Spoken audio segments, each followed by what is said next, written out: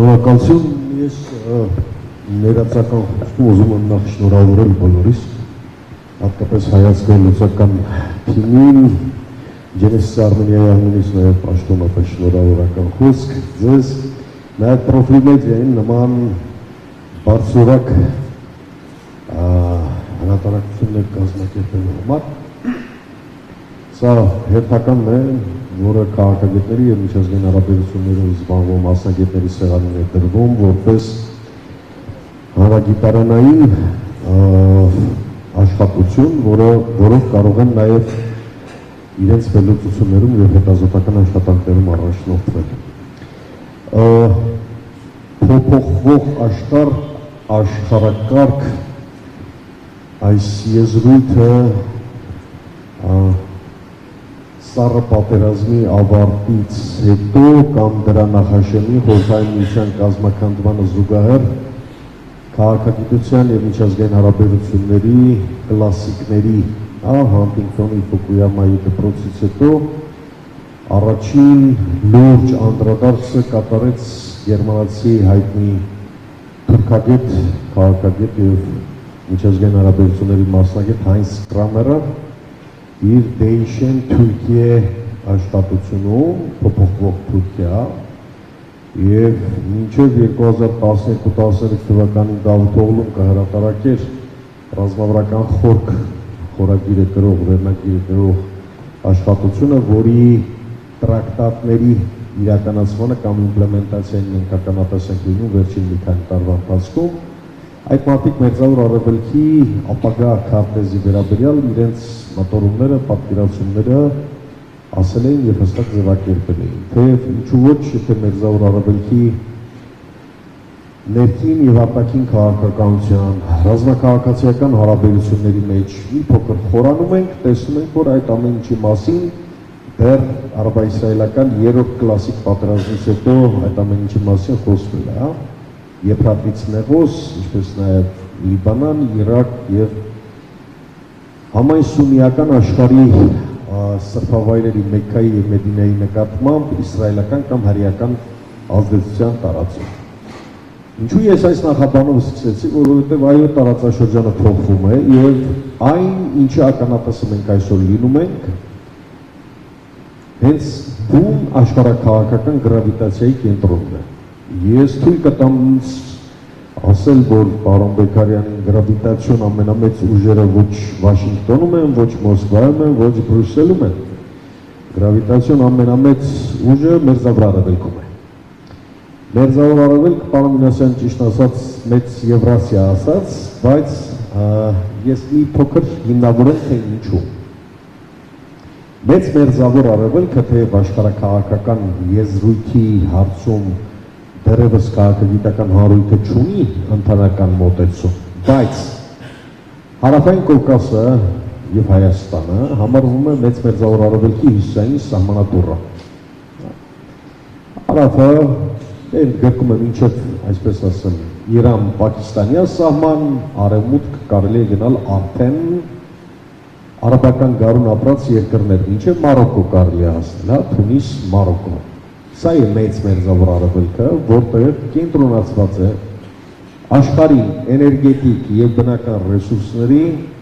ավելի քան 43%-ը։ Սա ինքնին բավարար հիմք է տնտելու, որ աշխարհի կամ ուժային կենտրոնների, որոշումների ընդունման համաշխարհային կենտրոնների շահերի բախման, հատման ամենագլխավոր կետն է։ Հիմնական մեր օրեր ինչ է տեղի ունենում Հարավային Կովկասում, երբ Արցախյան 44-օրյա պատերազմից հետո բոլորը խոսում էին, ամենայն դեպս թուրքական նախաձեռնություններ 3 գումարած 3 ձևաչափ կիրառումը, որը իրականում դեռ 1 տասնամյակ առաջ ավելի շատ եղել է իրանական նախաձեռնություն և այդ պաշտոնական Թեհրանի մասնակցությունը հայ-ադրբեջանական այսպես կոնֆլիկտի կամ բանակցությունների պրոցեսի հաղթարմանը միշտ եղել է ակտիվ մինչև 44-օրյայից հետո Թուրքիան պաշտոնապես կառաջարկել դա։ Ուրեմն այդ 3 գումարած 3 ձևաչափի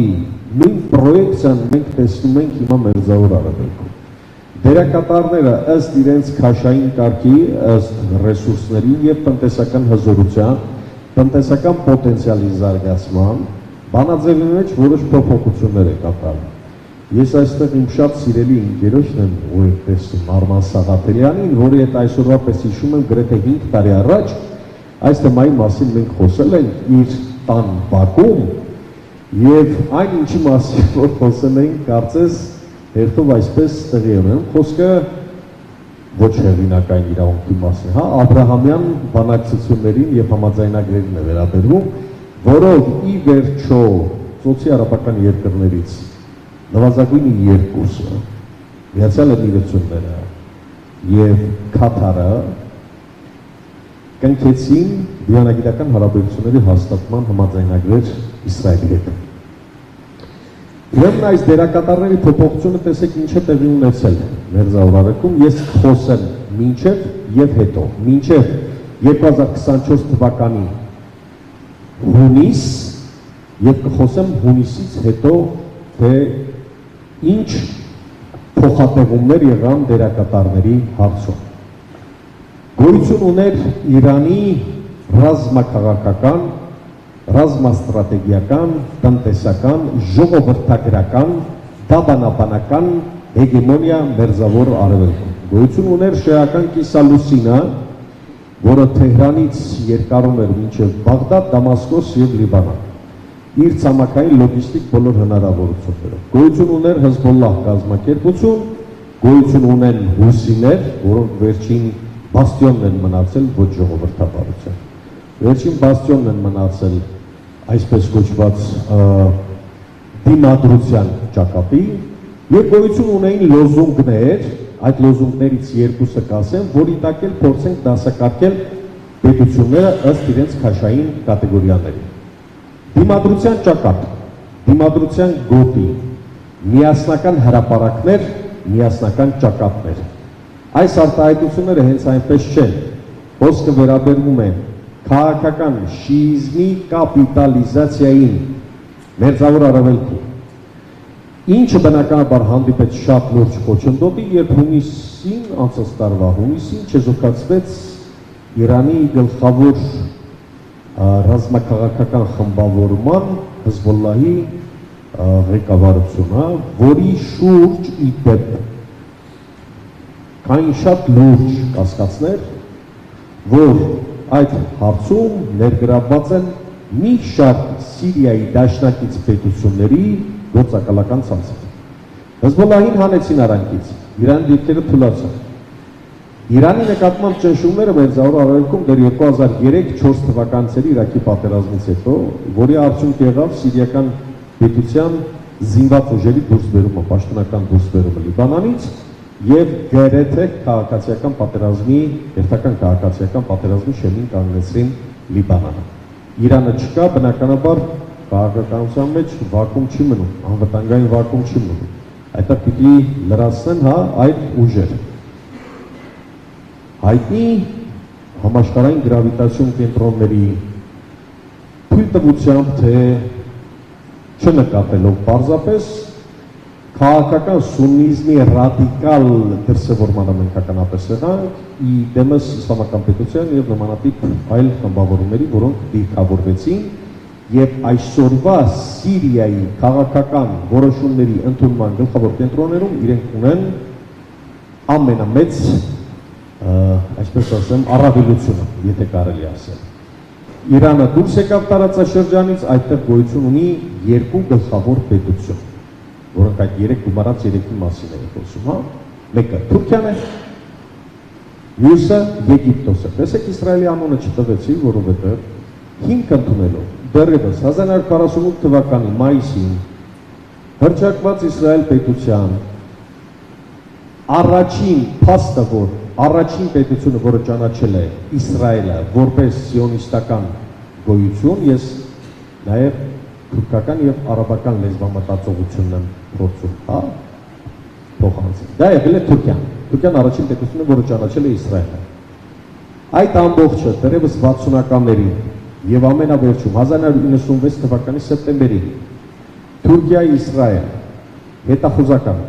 անվտանգային ռազմաքաղաքական ստրատեգիական պայմանագրերը, որոնք կնքվեցին, անժամկետ պարտավորեցնում են երկու կողմին էլ փոխանակվել հետախուզական տեղեկություններով, ընդ որում որևէ սահմանափակում չունենալով որևէ տարածաշրջան նկատմամբ։ Խոսքը բնականաբար վերաբերվում է նաև Արցախի այսօրվա օկուպացված տարածքների, հիմնականում Կովսականից, մինչև Արաքսի այդ տարածքները, որտեղ իսրայելական հետախուզական օդանավերը եւ մի խոսքով գիտեք ինչ գործունեությամբ են զբաղվում։ Երկրորդ, ուրեմն երրորդ պետություն նշեցի Եգիպտոս, Թուրքիա-Իսրայել տանդեմը եւ հիմա արդեն փոփոխություն է կատարվում այդ կանաձևի մեջ։ Ասպարեզ է մտել ծոցի արաբական երկրների առաջատար Սաուդյան Արաբիան։ Սաուդյան Արաբիան փակաժառանգի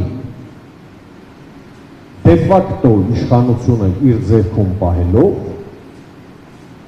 փոխում է ամբողջ մերձավոր արևելքի քաղաքական գործընթացների տրամաբանությունը։ Տնտեսական դիվերսիֆիկացիայի անհսկայական աշխատանք, որ Սաուդյան Արաբիան տարել է վերջին 10 տարվա ընթացքում, խոսում է այն մասին, որ առաջիկա 20-30-ամյակում չեն ապավինելու բացառապես նավթագազային ռեսուրսներին, եւ ես ընդհանրապես թիվ կարող եմ հնչեցնել 2035 թվականի դրությամբ Սաուդյան Արաբիան իր կախվածությունը նավթից։ Սա հսկայական հեղափոխական քայլ է ընդհանրապես մերձավոր արևելքում, որովհետև այդ մարդիկ հասկանում են, որ քաղաքականության տրամաբանությունը պետք է փոխել։ Ես փոքր պետությունների մասին չեմ խոսում ծոցի, Քաթարի մասին, որը իր գազային պաշարներով երրորդն է ամբողջ աշխարհում, բայց խոսեմ Արաբական Միացյալ Էմիրությունների մասին, որը ֆինանսատնտեսական էստաֆետը վերցրեց ամբողջությամբ իր ձեռքում պահեց եւ այս պահի դրությամբ ինքը դառնում է զարգացող արևելյան տնտեսական վագրերի, ասիական վագրերի եւ Եվրոպայի կամ արևմուտքի միջև ուղիղ կենտրոնական հատվածում է գտնվում եւ իր ձեռքում է պահում ֆինանսատնտեսական շարժի ամբողջ այսպես լոկոմոտիվը։ Երկրորդ խաղացողը փաստորեն նրանք են։ Ավանդական 3-ը մենք կասենք Դիցուկ Յակոմիսյան երանախագահության տրամաբանությամբ եթե գնանք Միացյալ Նահանգներ, Ռուսաստան, Եվրամիություն։ Մերձավոր արևելքում փոխվել է տրամաբանությունը։ Ռուսաստան, Միացյալ Նահանգներ եւ Չինաստան։ Չինաստանի տնտեսական հզորությունը ամփոփել, ափսոս։ Բայց մենք հատուկ ռեժիմում շարունակենք, պարոն Բեկարյան։ Չինաստանը ինչ է բերում մերձավոր արևելք եւ ինչու է գրավիչ եւ ում հետ է պատերազմում։ Պատերազմում է Միացյալ Նահանգների հետ արժեքների դաշտում։ Չինաստանի շատ պահպանողական գաղափարաբանությունը առհասարակ արտաքին քաղաքականության մեջ ուղեկցվում է տնտեսական շատ մատչելի լուծումներով, ինչը նրան հնարավորություն է տալիս ամբողջ մերձավոր արևելյան երկրների տնտեսությունների առույցի բաժինը վերցնել։ Միացյալ Նահանգները ինչ է խոստանում։ Միացյալ Նահանգները խոստանում է անվտանգություն ոչ ռեալ մեխանիզմներով։ Արաբական աշխարհում մերձավոր արևելքում Թուրքիան բացառում ենք, որովհետև Թուրքիան ՆԱՏՕ-ի անդամ է, արաբական գարուն ապրած բոլոր պետությունները, որոնք հույս էին փայփայում կամ չգիտեմ ինչ էին անում։ Աֆղանստան իրենց օրինակ, Իրաքը իրենց օրինակ, Եմենը օրինակ։ Միացյալ Նահանգները այո, ես պարոն Բեկարյանի ասացին եմ գալիս, ասել որ Միացյալ Նահանգները ձեզ չի ասում ես ձեզ կօգնեմ։ Միացյալ Նահանգները ասում է անվտանգություն, դուք ինքներդ կպահեք ձեզ, բայց Միացյալ Նահանգները վերցնում է այդ ամբողջ տարածաշրջանի հնարավոր ամեն ինչ, ոչ միայն բնական ռեսուրսները։ Սիրիայում այնինչ այսօր տեղի է ունենում եւ դեկտեմբերի 8 2024 թվական Բաշար Ասադի անփառունակ վախճանի կամ հեռացումից հետո այդ կապակցությամբ նաև պրոֆիլ մեդիան եւս շնորհակալություն հայտնեմ, որ հրատարակել էր մուխաբարատ աշխատությունը եւ այդտեղ այդ սցենարները նույնպես քննարկվել էին Սիրիայում ինչ է տեղի ունենում կամ ինչ է տեղի ունենալու։ Սիրիայում այսօր կա մեծ խնդրեմ, Դա քրդական խնդիր է։ Քրդերը պետություն ունենալու են թե ոչ։ Արդյոք Միացյալ Նահանգները աջակցելու է քրդերին նվազագույնը ֆեդերալ մակարդակում հաստատել ինքնիշխանություն, արդյոք Իսրայելը կյանքի է կոչելու ի վերջո Դավթի միջանցքը, իսկ այդ Դավթի միջանցքը Լաչինի միջանցքից շատ ավելի տարողունակ եւ շատ ավելի բովանդակային, այսպես դժոխային մի ծրագիր է, որը ենթադրում է Սիրիայի ֆեդերալիզացիա, Սիրիայի մասնատում, դրուզական պետություն հարավում, հյուսիս-արևելքում քրդական պետություն եւ այնտեղից ամբողջ ջրային ռեսուրսների նկատմամբ Սիրիայի եւ Իրաքի վերահսկողություն։ Մերձավոր մասը է կատարվում, դրա համար եմ ես ասում, որ գրավիտացիոն ամենամեծ կենտրոնը կարծում եմ նաև առաջիկա մեկ տասնամյակում լինելու է Մերձավոր Արևելքը։